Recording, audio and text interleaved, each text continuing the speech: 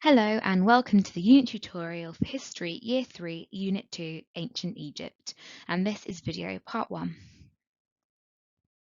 This video will walk you through the following areas: what resources are available and how to access them, the unit's disciplinary and substantive concepts, the unit's inquiry question, and the unit sequence of learning. The resources available to you on Oxford OWL are the History Progression Document, the Teacher Subject Knowledge Guide, the Unit Planning Guidance, PowerPoint slides for every lesson, the pupil workbook and the ebook workbook, additional resources to go alongside the lessons, the pupil knowledge guide, posters and discovery box cards. To access the resources on Oxford OWL, you'll need to log in to Oxford OWL, click on subscriptions, select the year group and subject, so this will be Year 3 History, scroll down to view the available resources, select the year group from the drop-down option, and select the unit from the drop-down option. And from there, you can download the resources you need for each lesson. Here is an overview of the disciplinary and substantive concepts of the entire unit. You can find all of these concepts in the progression document for history and the unit planning guidance. Here are the main links, the prior and future learning for this unit. Year 3, Stone, Bronze and Iron Ages, Year 4, the Maya Civilization, and Year 6, Ancient Greece.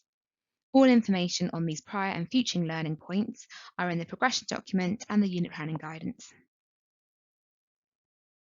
Every history unit has an inquiry question which the learning is centred around and is answered at the very end of the unit.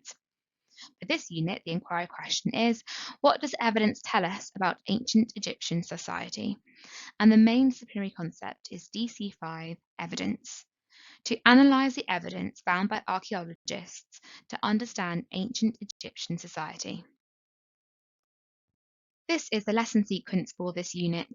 There are 10 lessons in this unit, which are approximately 2 hours each, and span the entire term. Each lesson question drives the learning for that lesson, and people should be able to answer the lesson question based on their new learning at the end of the lesson. To support this new learning, at the start of each lesson, pupils complete a knowledge quiz based entirely on the previous lesson's learning. This allows opportunities for teachers to check for understanding and address any misconceptions before moving forward. To prepare to teach a unit, we recommend you read through the Teacher Subject Knowledge Guide, read through the Unit Planning Guidance to be aware of any upcoming trip suggestions or activities that need resources, and use a copy of the pupil workbook to complete the activities yourself. We'd recommend using a pupil workbook as a teacher copy to do this.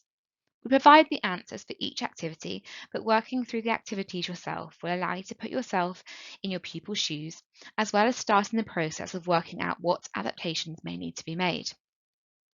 Before you start video part 2, take some time to complete your exemplars for each of the lesson activities, and we'll see you back for part 2, where we'll look at adaptations and key moments within the units to plan for.